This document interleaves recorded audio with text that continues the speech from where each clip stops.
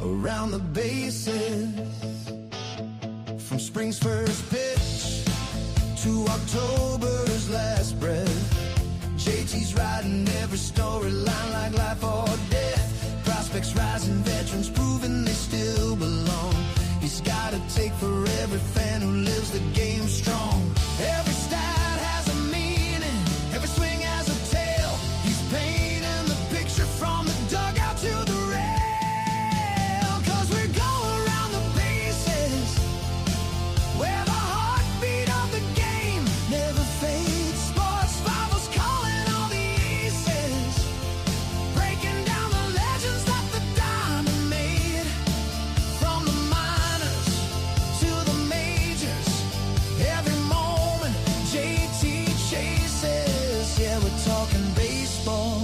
loving baseball around the bases.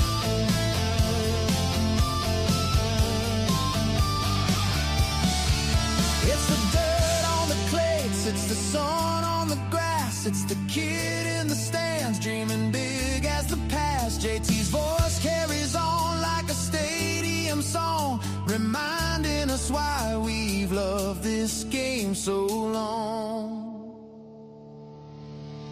So we're running around the bases, where every fan finds their place in the game. Sports rivals lighting up the spaces, keeping baseball's heartbeat burning like a flame. From the first pitch to the walk-off races, yeah, we're talking baseball, living baseball. All right, good evening. It's our first episode of Around the Bases. That was a little AI song that AI came up with. Gave him a couple things. Shouldn't have gave him my name. They said my name every 10 seconds, but that was Around the Bases, our first episode. I couldn't have a better guest than who I have on. But before I bring the guest on, I want to let you guys know, First and Goal Collectibles, one of my big advertisers. You collect baseball cards, you collect helmets, autographed jerseys, hats, whatever you collect. Go out and see them out at South Hills Village. They have anything you want out there. They'll take care of you. Mark and the crew out there will take care of you. They're April 23rd at Lucky's Sports Bibles have an NFL draft party. We're going to have Chinese auction. We're going to have helmets to give away, jerseys. Right now we have Ben Kindle and Jared Jones autographed jerseys. $5 a ticket if you want to get in on that. Nice way to get an autographed jersey. There they are right there. Kindle and Jared Jones. That'll be picked at the draft party as well. So something for you to look at there. This is our first episode of Around the Bases. And like I said before, I couldn't have a better guest on than who I have when it comes to baseball. This guy, I thought I loved baseball, and I do love baseball. This guy loves baseball. Dave Finoli, how you doing, man? I'm doing great, John. How you doing, buddy? Good, man. Real good.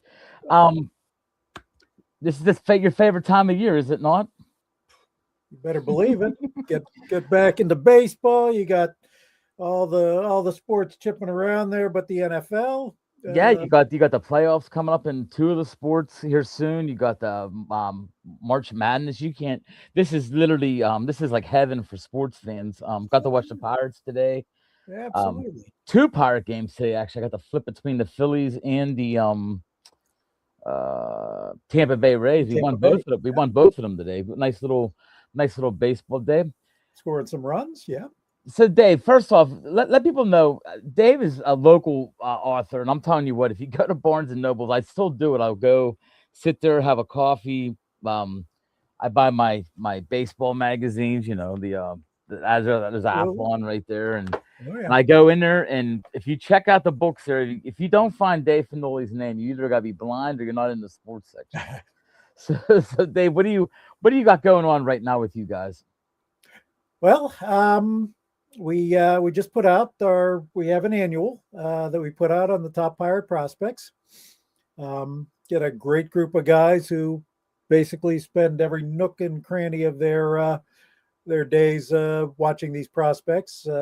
There is no better group of guys who can write about it. And then I do the historical articles in the book where we talk about some great prospects of days gone by, and it makes for a fun read. And certainly I do a nice outlook on 2026 for the Pirates.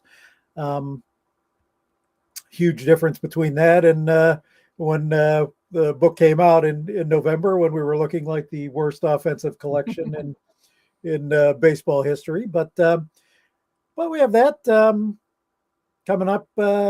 My buddy Tom Rooney and I have written a nice book on the history of sports in the state of Pennsylvania. It'll be out in August, celebrating America 250. And we're also doing one on the great 1955 Pitt Panther team that had a man by the name of Bobby Greer, who was the first guy to break the color barrier in the Sugar Bowl. So a lot of great things coming up. Yeah, Dave is one of them guys. You follow him on Facebook. He's a good friend. One of the greatest things I've gotten to do a lot of great things in the last 5 to 10 years of my life when it comes to media, sports stuff. But one of the best things I got to do is I got to write with Dave and the guys a couple of years ago. Their Pirate book is amazing, and them guys, they break it down, man. They break it down beyond just the stats. It's really a good read. I got mine this year. I recommend it if you're a Pirate fan, you're a prospect guy. I mean, it's a really nice match when you got that, and you get like the Baseball America one. You get to see the whole league, plus you get to see the Pirates in yours. Very good read. And we'll get into that as we go on talking about the Pirates, Dave. And I know you're a glass half full guy with the Pirates. You're a guy like me. Every offseason, you try to explain to people, like, you know what, this team. And this year, I can honestly, and I tell people this, I know I've done it in the past, but I'm saying this team, there's no reason if the pitching is as good as it is, and a couple of the bats that they just added, Lowe and O'Hearn. I really like the kid they got, Magnum, too. I like the way he played. Oh, yeah. I think they like you just said, they went from being a team that how they going to score runs to, like, you know what, this division is not. It's not an unbeatable division. It's not a division that, the Cardinals are on their way. They're still rebuilding that team. I think the Reds are pretty talented. The Brewers are the Brewers. They're always going to be like a tough team, and the Cubs, But I think the Pirates are right. You can't tell me that the Pirates on paper can't play with these teams. Do you agree with that? Well, they need to score about one more run a game. If the pitching holds up like it did last year, they need to score one more run a game. I think with what they did, that's a very achievable objective. I agree. As bad as that offense was, and it was historically bad last year, just god awful. And they won 71 games. You score a run a game, all of a sudden you're in the 83 to 84. And when you're at that point, potentially at that point, you're competing for a playoff spot. Generally 86 to 89 games get you a wild card spot. And Dave, let's not just even the players that we brought in, like I said, Lowe, O'Hearn, Magnum, a couple of the other guys they brought in. I mean, I think the other thing you got to look at is, I really don't think Brian Reynolds has another bad season. I think Reynolds had a down year. I think Reynolds is a much better hitter than what he did last year. I mean, he had 3 hits today. I know it's just exhibition, spring training, but I believe Reynolds could add 30, 40 points to that lineup, to that batting average. I think maybe get another year out of O'Neal Cruz. Maybe Cruz just starts to wise up a little bit and get his back going a little bit more and a little bit smarter of at bats. I think right there's 2 guys that's going to add to the lineup. The catching position, we have bodies here. I mean, Endy Rodriguez hit a homer the other day. I've always liked Endy Rodriguez. I know he's Yeah. sort of like the forgotten son right now. And from everything you've heard about Henry Davis in the offseason, he went out and they said he worked on his hitting. That's to be seen. I think Joey Yeah. Bart sort of took a step back again last year. After that signing 2 years ago was one of the best moves that the Pirates brass made in a long time. I mean, get a guy that's second overall pick of a draft that has talent. I thought that Joey Bart was a great addition to the organization. So I think you're right. And like you said, the pitching. I mean, if Bubba Chandler, I think is the real deal. And then you got of course you probably got the best pitcher in baseball. I'm sorry, Scooble, but I think what Skeens does. Skeens, you got Chandler, you got Ashcraft, who people forget about what he did last year. And then you bring in a guy like if Jared Jones can bounce back. I mean, that's another guy that's just the team's talented, man. I know people are going, oh, here we go, power talk, or JT thinks they're going to be good. I'm not saying they're going to be good, but there's no reason to think that they can't compete. Well, they should be good. I actually think, and this is probably a weird thing that probably won't come to fruition, Jared Jones could be that lights out closer.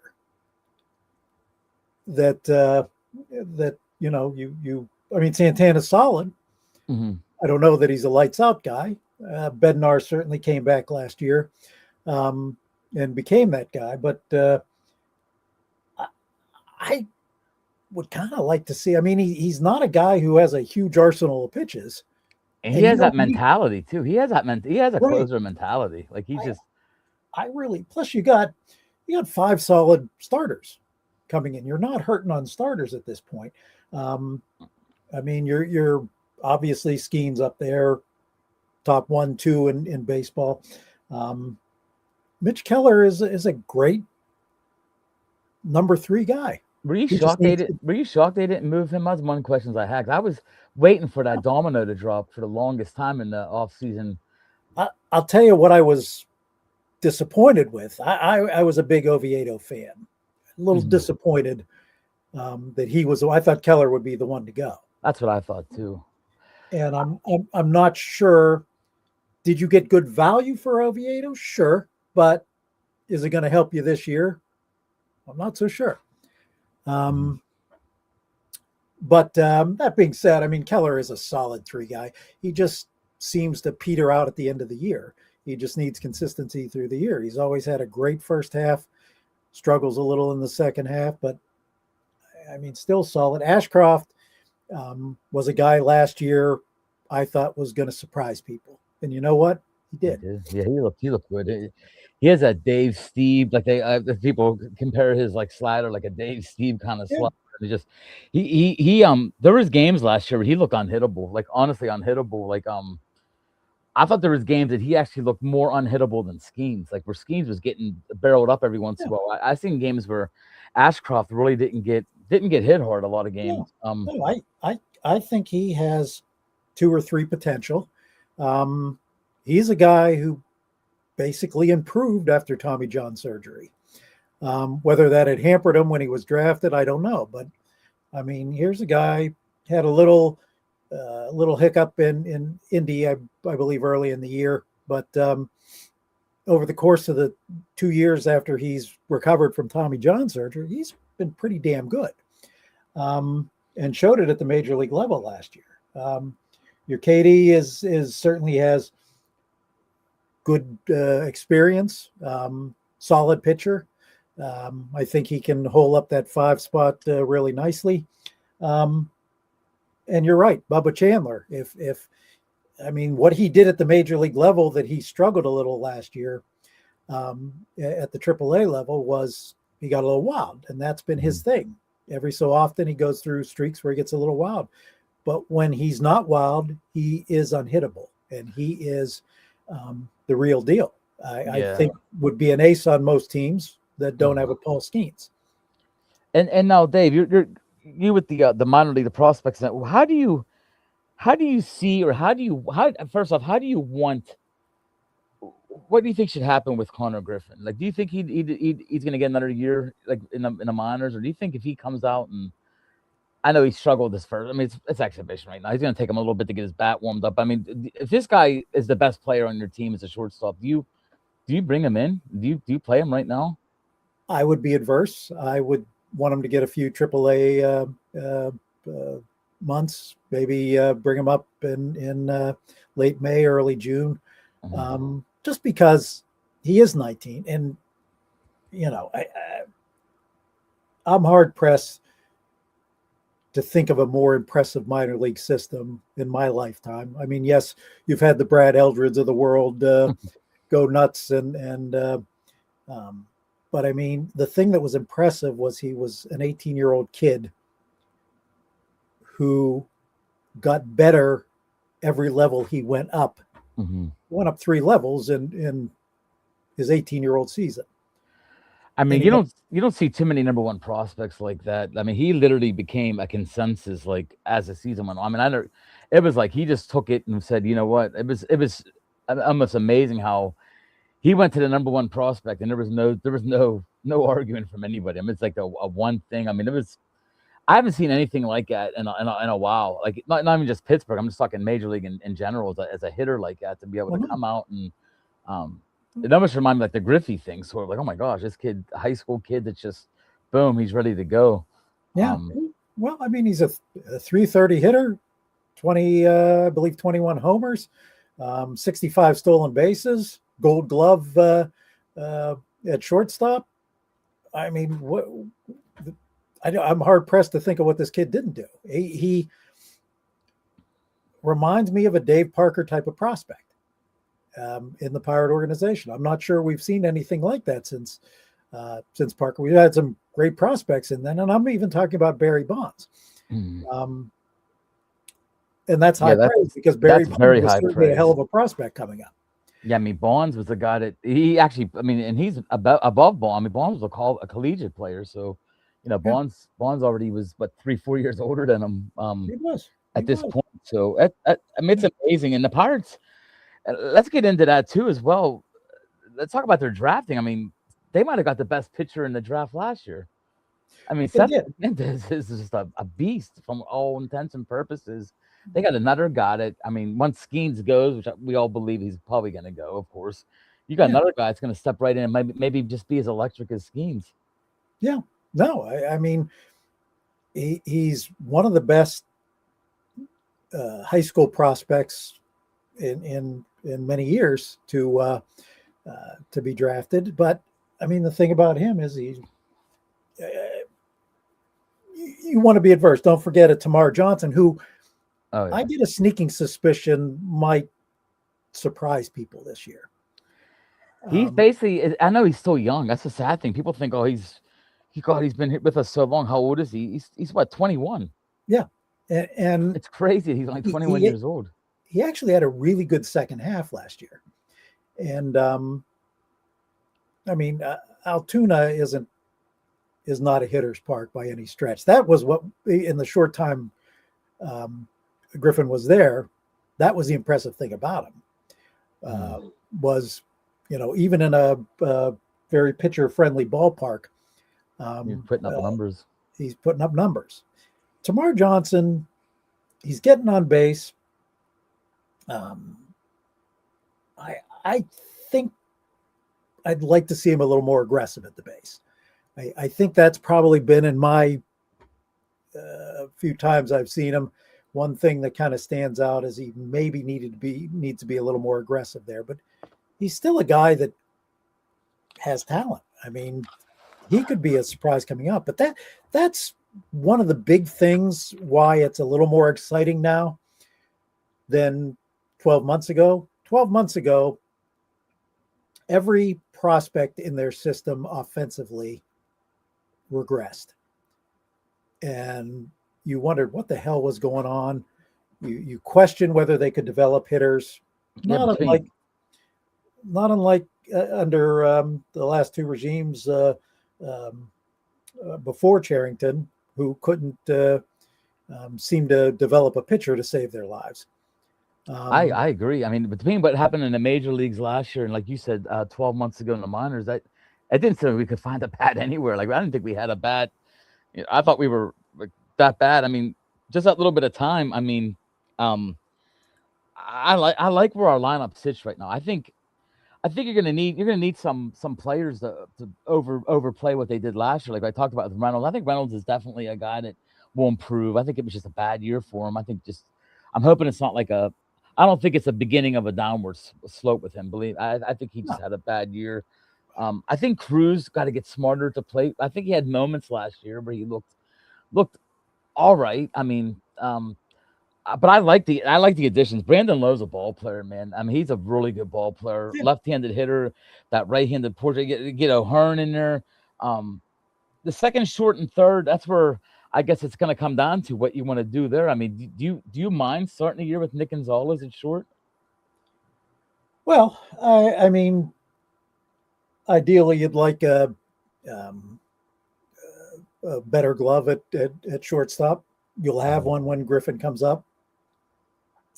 Again, Gonzalez is one of those Tamar Johnson guys who has good hitting talent, but hasn't materialized at this point. I mean, when he was coming out of college, he was considered the best collegiate hitting talent in ages. Yep. And it just didn't materialize. Again, was it struggle because of the development that the Pirates had at that point, which wasn't very good. But here's a guy that can have good gap power, potential 15 to 20 home run power there. And if you can get his average in the 290s to 300, which isn't out of the realm, that makes up for any glove issues he may have. Do I love to see him there at this point?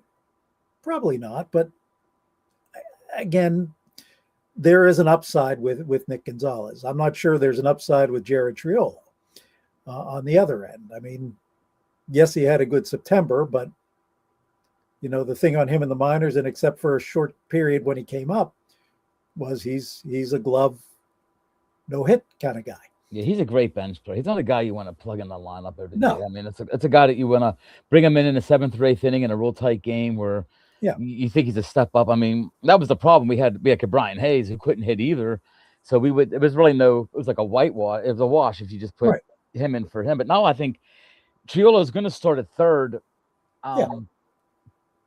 If he can hit like he did in September, I know that's asking a lot, but he was one of our better hitters down the stretch, but I don't know if that's something that he can keep up. Yeah. I mean, and that's their problems right there. I mean, I was actually shocked they didn't obtain a shortstop during the offseason. I still don't. In your mind, do you see Connor Griffin as a future center fielder of the team eventually? Not if he's a Gold Glove shortstop.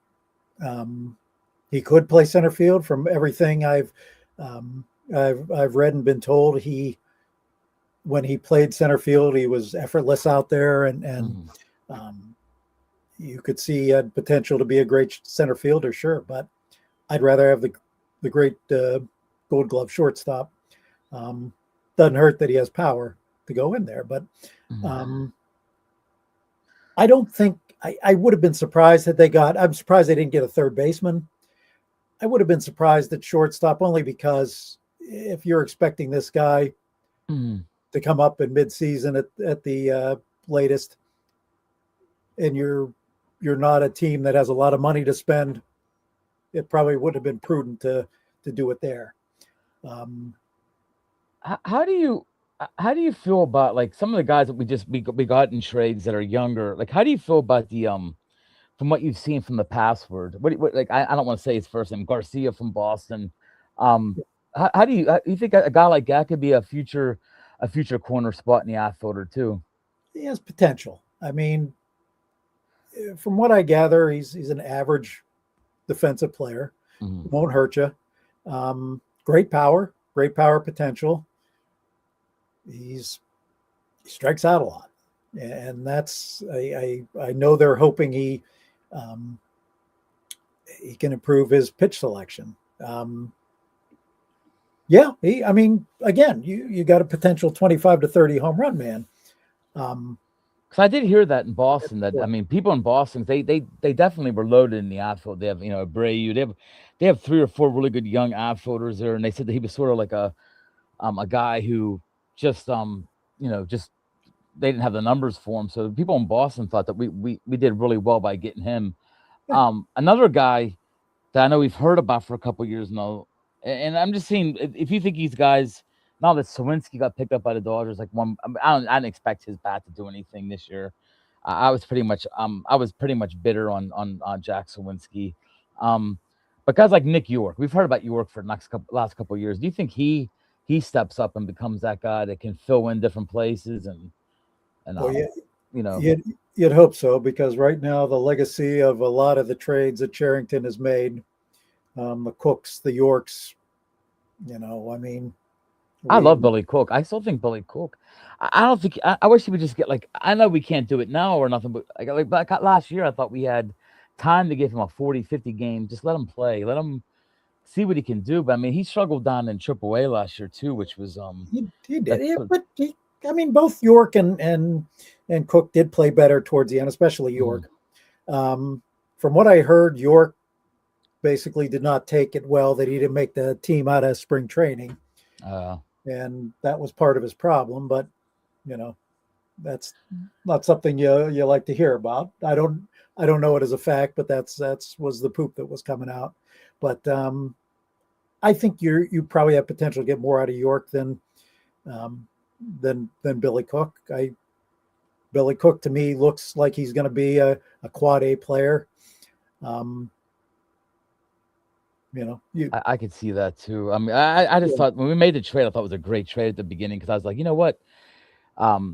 He was like, the Orioles were loaded, their top 10 prospects were loaded. He was that guy that was sort of outside of it, but I thought he was like, it might have been like a steal getting him. But I mean, I love Spencer. I like what Spencer Horowitz did last year. I thought Horowitz was a solid bat. He's not going to hit 30 homers ever, but he's a guy that I mean, I think that lineup has potential with O'Hearn.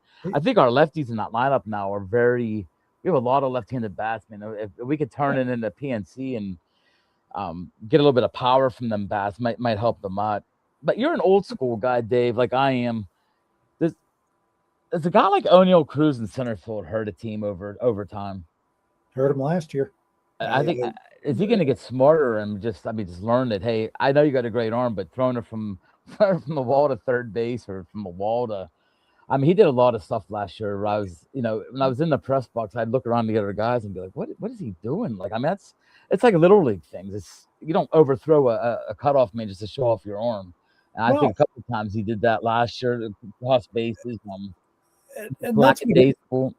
it sometimes appears that he's more enamored with hitting the ball as hard as he can or throwing the ball as hard as he can to show off what he can do, because everybody's like, ooh, wow, he hit a ball. I mean, this is where I've always believed, I'm a numbers guy. I've always been a numbers guy. And I believe that there is a place for sabermetric stats for a team to assist it in analyzing a player. To make it the end all of the analysis is wrong, because that's what you get. Yep. You get a 200 hitter who's swinging for the fences, and you can say what you want about, well, they're hitting more home runs. They've made the home run boring, and quite frankly, when I look and compare runs scored to the 80s, when it was more of an old school. Oh yeah, bunt, move him to second, get a double, block the guy in. Scored as many runs. Yep. So, you're not getting more runs out of this way. To me, you're ruining hitters. I mean, maybe the worst thing in the world was his home run derby, because he pretty much sucked after the home run derby, and just the way you saw him up there swinging from the heels instead of, swinging smartly. You just have to question whether that's the reason for his issues. And yes, he did miss quite a few cutoff men last year. One guy that I got to meet last year, I got to meet him in the locker room, and I was totally taken back by him. Great guy, and I met him early in the year when he was still basically floating between AAA and the Pirates, and he became it's a questionable thing, but he might have been our best relief pitcher last year, and that's Isaac Matson. Yeah. Do you think Matson? You think he's something like you build off of what he did last year? You think he has the potential to be that maybe that seventh, eighth inning guy? For the setup man in the future. You hope so. I mean, I agree with you. Last year, in fact, he was probably the most stunning surprise. He was probably the most consistent pitcher, I'd say, all year. Yeah. Like in the bullpen, of course, not No, wasn't more consistent than Skeens or nothing, but he was. I agree. I'm a huge fan. I caught me off guard for sure, but he was consistent. Yeah, and you hope he can do it over. I mean, that's the one thing sometimes about relievers is, you don't always see the consistency, which is again why they're relievers. But if he can match that, to be honest, Santana's probably the one I'm most concerned about in the bullpen. I like the bullpen's makeup. I just don't know that he's going to be that closer.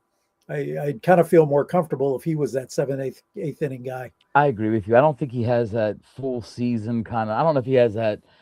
He has this feel of he's talking about it last the whole season in that mode. I just have it, just reading the Pirates with our closers over the years. I don't see him holding that for the whole season. I see him having problems and issues. Two guys. Is this their last hurrah with the Pirates if they don't do anything? Is this going to be it for Henry Davis if he doesn't show an improvement in hitting? Do you think they eventually will? I mean, they got some talent at catcher now. You have to admit they got Joey Bart, you got that Flores kid. You got some talent closing in. Do you think that it's a matter of time before he, maybe gets shipped out for something that goes in his favor is he's Paul Skeens' catcher. That's true too, and he got very good defensively. I mean, honestly, he did. He improved, and I root for this kid because I do too. Everywhere I look, I see, I hear, he works his ass off. That's all I hear too. And the kid, the way he plays every game like it's the last game he's ever going to play. Yeah. And I tell people, like, I think actually it's a detriment to him because I mean I think he plays every game he wears the game on his sleeve. You can tell if he's had a rough at bat. But I'll tell you what, I'm amazed at how from his first year till now as a defensive catcher, he's unbelievable. Like he's gotten so much better. I mean, he went from being a guy that I'm like, I don't know if he can catch in the major leagues to being I more than adequate behind the plate. And that shows you that ability we talk about. It's just, man, you just hope I mean, in the minors and especially in Indianapolis, he hit the hell out of the ball. He did wonderfully. And you just wonder what's causing that there. And you might be right. He might be just being too hard on it and overthinking. I think he's one of them guys. I mean, I'm not going to compare myself to him. When I played high school and college, but if I went 2 for 3, I was still upset because I made that. I made an out. Like I was one of them guys. And I see him at the plate. He just looks like he's. I don't know. Like like I said, I agree with you 100%. If there's one guy on this team that I would love to see hit 325 homers this year, I would give it to Henry Davis because the way, like you said, he works. And they already said that he spent the whole offseason hitting. They said. Don Kelly said, I think he said something like, hey, the kid went out and worked on his hitting all year. We'll see. I mean, I don't doubt he did that the last couple of years. We'll see how it works. I mean, that's a lot of spring training talk. And you just, I really root for the kid. I really hope he does it. I'm like you. I'm an Andy Rodriguez fan. I've liked him ever since he came up a couple of years ago. I thought he looked good. Switch hitting catcher. You can't go wrong. Who again has good hitting potential. Yep. Can play first base too. He's a guy that you can have on the roster because he can play at multiple positions. I think actually the guy who I'd be concerned if this could be his swan song here is Bart, because this is what Bart gives you. He's a good guy, good player, hustles. He's not a good defensive catcher, and he's 240 hitting, not a ton of power. In all intents and purposes, this Flores kid's he's a good hitter, man, a good Good hitter. catcher. Yeah, good hitter. Um, what other prospects before we let you go? What other prospects haven't we talked about that you think could make a could make a call to PNC this year? And do you think Hunter Barco might have a? Well, Hunter Barco, I definitely think I see him probably ending up in the bullpen. Not a huge Evan Sisk guy who they have slated there now. Mhm. Um, I like this Ramir, Montgomery kid. yeah, I mean Ramirez on the other end, I thought did not look good at all last year. I know they think a lot about him. So those are two guys where I see Barco sliding in, maybe Harrington sliding into one of those spots. And again, they can be what you have now is some depth where you can flip these guys to starters if they're injuries.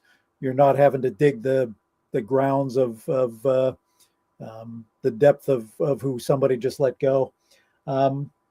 Majinski, I love the kid. I think he is one of the best relievers they've had in a while. I don't know why they keep. I would just keep him as a. I think you need a guy that could be a really good long reliever, especially if a team has a. You start off the year, your pitchers aren't going to go 5, 6, 7 innings. You need that guy at the beginning of the year. It could be a 4 or Sure. 5 inning guy out of the bullpen. I mean, any time the Pirates have had a good team, you always have that one guy in the bullpen that can come in. He's almost like your sixth starter. You know what I mean? Like you have a guy that only pitches 3 innings. Guess what? You got this guy that's, and I think we've lacked that. I think he's a perfect. I agree with what you're saying. He's a perfect. Just keep him in that long relief role where his arm will still be stretched out long enough where you need a guy maybe late in the year to start a game or two. But I would leave him as the as a long reliever, and I think in today's baseball, long relievers is very important, especially the way teams You're going 5 innings, so yeah, Mhm. you got to have that guy. He's to me, if you look at his innings, he looked good the first 3 innings when he started. Then Yeah, when they saw him a second time is when he struggled, yeah. and that's okay. That's why you put him in a bullpen. You got Esmeralda Valdez could be a guy. Um, Again, if he reaches his talent, there's a guy 25 to 30 homers who, but you could potentially see. Don't not think Tamar Johnson could be somebody you could see up there if maybe the second half of his season last year he figured it out. I mean, Any young guys you think, like, can a Brannigan, any young third baseman in the organization that could take? No, No, I think Brannigan is again going to be at quad best. At best, you have a lot of you did a lot of middle infielders in the middle round picks that ended up being like that kind of guy. I'm looking through here. Most of what you have that are really good prospects are probably going to be a couple years away. One trade that looks like it might be good is Sammy Stafura, who they got from the Brian Hayes deal. I don't think he's going to make a deal this year or anything this year, but it's good on the mound. Christian Curtis is a guy who I thought looked pretty damn good towards the end of the year last year. Somebody you might see in the bullpen coming up. Guy we saw yesterday, Dotel.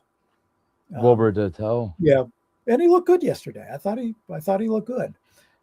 One guy that hit you let the people know about this guy. What do you know, and what could we have? What do we have to look forward to? He had a homer today, I believe, a 3-run homer.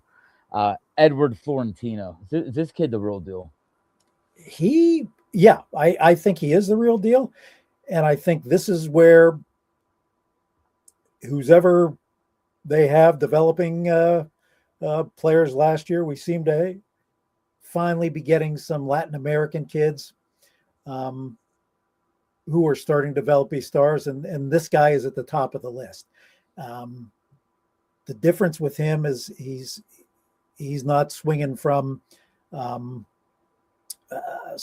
heels like some of these prospects do, especially. I mean, you're signing these kids in their very, very young age. So you don't know what you're getting. And what this kid shows is a maturity. I mean, he's 19 years old and he shows a maturity, but the thing you love about him is he's a contact guy. He has something like a 16% whiff rate last year, which is outstanding for that level. Yes. Yeah, I think he can be the real thing. He's just a few years away. That's the only problem with it. But I mean, that's at least. I mean, we got he's a number. But where did you guys have him ranked in the book? I have the book. I can't remember what you had. Third? Let me check. I think we had him third. Let me double check here. Yeah, I think threes were most. I think it's like Griffin, then it's Hernandez, and then him basically. But I'm seeing a lot of times. Yeah, we had. I'm sorry, we had him fourth. We had Hernandez third, and then technically Chandler is still a prospect. He won't be one. He'll lose his qualification early in the season. So that'll bump once Chandler is not a prospect anymore. Florentino will go to 3. A lot of guys put Hernandez down just because they don't quite believe in rating high school prospects on the mound coming out of high school that high. I get it. I do. I get that point of it, but I mean, from all intents and purposes, I mean, they're but he hit 102. They said he's hit a couple times, and like it's just like crazy stuff, man. I mean, it's So the one good thing you could say to Pirate fans out there, or the fans, the people that don't think the Pirates actually do go out for the first time in a while. We do have bodies for once. Yeah, we're talking about all these different positions, and we have these guys that can, you got Horowitz, you got guys that you have guys you can call up now pretty much everywhere. I'm not gonna say they can come up and just take over starting role, but we actually have like legit bodies. We're not gonna be like how you said before. You said Pirates just scrape for who just got DFA. We pick them up and we play them which we've done that for a couple of years where we just pick up a guy's. I think we have the arms. We have arms in the bullpen. We have arms down below, and I agree with what you said. We have so many young arms. It ain't gonna hurt them to transfer a couple of these guys to the bullpen if that's where they're going to be. And I think it starts with Mazinski, but you have a guy like you're actually making me wake up a little bit with the Jared Jones thing. Because one thing about Jared Jones is he's a gamer, but he has that added. You know how it's like to be a closer, man. You need that that FU attitude, and he has that with him, man. I always thought like a guy like AJ Burnett could have been a closer if he would have been, wanted to play a couple more years because you just come in there and you strike a couple guys out and I agree with you, man. And I'll tell you, I hear nothing that they're looking that way. Everything I hear, they're looking at him as a starter. That's just my own personal opinion because you have some depth on the mound right now. When do you legitimately see Jones? Like May, June, if we're lucky, May or June? I would say probably late May. Okay. I mean, you're going to want to. I mean, then he'll have like a month. He'll have a month of probably thrown what 2-3 innings. He'll have to be. I'm sure I'm not gonna, even when he goes and does his rehab and all that. I'm sure I'm not gonna let him. He's not gonna come up and just pitch 5 innings right off the bat. So there's gonna be one of them guys we're gonna have to bring in and maybe double him up with like a Midzinski at that time. Put him as a closer. You don't have to pitch him 5 innings. That's true. I have no problem with that. I think sometimes, how many times in our life have we seen? It ain't just John Smoltz. It's happened a bunch of times. For guys that are. Let's put it this one way. We just unfortunately lost one in Dave Justy, who was a starter for St. Louis and Houston before he came to Pittsburgh, and Danny Murtaugh put him in the bullpen as a 70s closer, not today's traditional type of closer, but a 70s closer, and the man won us a World Series. So it can happen. And I'm going to tell you what, Dave, I just watched the after the Pirate game today, they had the Game 7, 1960. They were celebrating Mazeroski. So I got to watch that here right before we came on. It's actually, I mean, this is my dad's generation. He watched these guys, the 1960 World Series and all that. But it's sad to me because it just they're falling fast now. I mean, it's you're almost looking at Steve Blass as being one of the oldest members. It's getting to that point now. I mean, 70s. Yeah, he could be the oldest guy. I just saw an interview. They started off the Mazeroski game. It was Mazeroski. They had Alroy Face, and they had another guy that just passed. Like the 3 guys that just passed. Dave Justy. Yeah, they had them all talking, and I'm like, oh my gosh, they all just passed. Like It's just sad. I mean, it's just, and I know it's like that in everybody's teams because they get old. I Well, mean, but it's I call them, we have my buddies from Duquesne. We call them, another card died, and we're talking about our favorite cards when we were growing up, oh, baseball.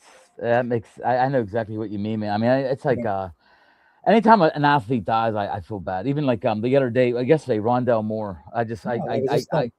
I A watched stunt. him, watched him through the draft. He's one of the first drafts I did was Rondell Moore, and Yeah. just sickens me, guys. And I didn't really get to watch Dave Justy and Alroy Faith. But my dad and like you guys, just the stories you can just tell, and Yeah. just some of the stories you read about these guys, man. I would have loved to have been a kid, a kid at that game, watching that game, man. I unfortunately never got to see Face. I watched. I was 8 years old when he was with the Expos. Watched him a couple times then, but at 8 years old, you don't have any, Nah, you don't you know. know. I But was 5 years old when we won the last World Series, '79. So yeah, I know about it. I remember my well, dad let, cheering, and I remember being excited, but I didn't even like baseball when I was five. So let's I was just just put like it. running around Let's the just put house. it this way, JT. In the first place, I was a college freshman at Duquesne in 1979. In the space of 3 months, you want to talk about a fabulous Oh, I couldn't even sports year. imagine. You have the Pirates winning a World Series. You have Pitt going 11-1, winning um, the Fiesta Bowl against Arizona. You have the Steelers winning the Super Bowl. I'm You'd think that'd be enough, but then you top it off by watching the U.S. hockey team. Oh my gosh, the biggest, the great, still the greatest Olympic win It, ever. it's Never gonna be beat. my greatest two sports memories are that and Secretariat in the Belmont winning the Triple Crown by 23 and a half lengths. But that 4 month period, at that point in time, I can honestly say I said it then, and I'll to my buddies then, and I'll say it now. That's it for me. I will never Have a have that 4 month. experience again, and I'm so glad I got to experience it when I did. I think my best run was probably 91, 92, my junior senior year of high school because I got to watch the Pens back to Yeah, back, and then the Pirates were good. That was when the Pirates were. oh, it's good. And the Steelers were 12-4 in '92. Yeah, so they were like everything was running good with everything. I mean, the Yeah, Pirates were just they were and the Pirates were playing the Reds every year. It was like the yeah, playoffs, Braves and Reds, and the Penguins were just. I mean, that was when Lemieux really had them going, and then like you yeah, said, the Steelers. That was a really good time for. yeah. That was probably my best run, but nothing like that, man. I mean, I haven't got to see Pitt, and my best run was with Pitt was the win against Wake Forest. That was in my lifetime. I got to Well, but watch. that's good. But I'll tell you what, there's never, and it's still. I mean, I'm on my fifth Pitt football history book because that '76 team just made me fall in love with that program. And as much as I love the Pirates, Pitt football is probably my number one team in the city. Really, I actually find that hard to believe because I. By the way, how do you know Ryan Frankenhauser? He's a Duquesne alum. I I used to know him work. I used to from work with Facebook. him. I used to work with him back in the day. I see every time that you post like a hoorah hoorah whatever you do for the Yeah. game. I always see he's like one of the ones. I'm like, it's Ryan. Oh, he's So, a huge fan. He's a huge okay. fan. I just met him through Facebook. I haven't met him in Okay. person, Yeah, he's a but good guy. Good guy. he's a good guy. And we obviously I love my college and my alma mater, and 2 years ago we ended up writing a book about it. But two Oh, years yep. ago, when they went to the tournament, it was one of the few. I'm not embarrassed to admit one of the few times uh, a game has brought tears to my eyes. And after going 47 years of Oh, suffering, I remember. I could see how you were so proud, man. I love. That's one thing I love about. I wish you could take all the bullshit and the political shit out of Facebook because I love watching like the family pictures, just the excitement when your team, anybody's team yeah, does something well. I mean, it's like, I mean, don't get me wrong. Some of these teams doing something. I'm not going to be that guy that goes, "Oh, I don't care about them." I think it's just great to watch people get excited about stuff, and oh, I love stuff like that. if you can't watch sports and get excited, those people that want to jump off a bandwagon because their team loses or this or that, you're not you're taking it too serious. You're not grasping what sports is about. Yep. Sports is there. I mean, what made that joyous occasion with Duquesne 2 years ago was the suffering for 47 years. Mm-hmm. And again, as I always tell people when they want to jump off the Steeler bandwagon because they lost or this or that, it's like whether they win or lose, you're going to wake up the next day and you're going to have your family and you're going to go to work. Yep. So just enjoy the damn sport for what it's there for. And I'm gonna tell you what, I felt like I rooted through my dad. My dad passed 10 years ago. My dad was a big sports fan, and to prove a point, I never cried as hard as I did on a football field than when Pitt beat Wake Forest. I got to go down. I was in the media. I got to go down. The confetti came up, and my dad's favorite singer his whole life was Neil Diamond. Loved Neil Diamond. Yeah. And I'm on the field, and all of a sudden, Sweet Caroline comes on, and I still get chills thinking about it. The crowd behind me is all Pitt fans, and they start screaming the song. And I have the video of it, and I remember I just cried. It was like my dad was there. I'm like, Dad, my dad loved Pitt. My dad loved Neil Diamond. I'm like, Dad, I'm here. Like, and I know it wasn't a national title or nothing, but it just felt at the time like it was the best. I'm going to show you feeling something in the world. Show you something in my office that hangs proudly there. The 2021 ACC championship. I love it, man. I sat next to Andrew Stockey. I'll never forget when he did that fake slide. Andrew Stockey grabs my arm and goes, "Did you see that? Did you see what he did?" And I was like, "Yeah." I was like, "Yeah." He changed the rules. He changed the rules. Kenny Pickett. And I miss the days, talking to you guys and you being like, yeah, the Kenny Pickett this, Kenny Pickett that. And I still feel bad for the guy. I mean, I loved him as a college quarterback. I'm going to say this, and people that mock me. How many fourth quarter games did he win for the Steelers his rookie year with no experience? Dude, he had a winning record. I mean, he had a better record than he basically had a better starting record than Aaron Rodgers just did. Don't forget, before he got injured against Arizona, they were about to be 5-2. He was about to go in for a touchdown that would have pretty much put that game away. He gets hurt. They lose that game, go on a losing streak, and then he can't get back into the lineup. And all of a sudden he's the guy played a year and a half NFL football where I'm sorry, our Caleb Williams was basically the same quarterback that they're all saying is the future. But you look at his stats, what does he do in the fourth quarter? He figures it out and he leads them to a win. That's what Kenny did. I'm going to tell you what. I'm talking about Kenny Pickett could come up to be, and people will laugh at me too. Just remember what Sam Darnold just did. Yeah. Well, I mean, he had some of the worst starts. He looked terrible in New York. I mean, his career was basically on the. So don't be surprised if some team just sits down and goes, you know what? Let's just give this kid. Look at Daniel Jones. Yes, I think you're going to see that a lot more now from teams. Like you're not going to. Well, you're not going to see teams just dump a quarterback and not take a chance. I think you're going to see a lot more guys like them get more chances now because Sam Darnold pretty much opened that up. But Dave, I want to thank you so much, man. I could talk to you. Dave is a guy that I could seriously talk for 4 hours and we can get into everything. Because and Dave, real fast, let people know where to go for your books. You can either get them on Amazon.com or my site is 21-66books.com.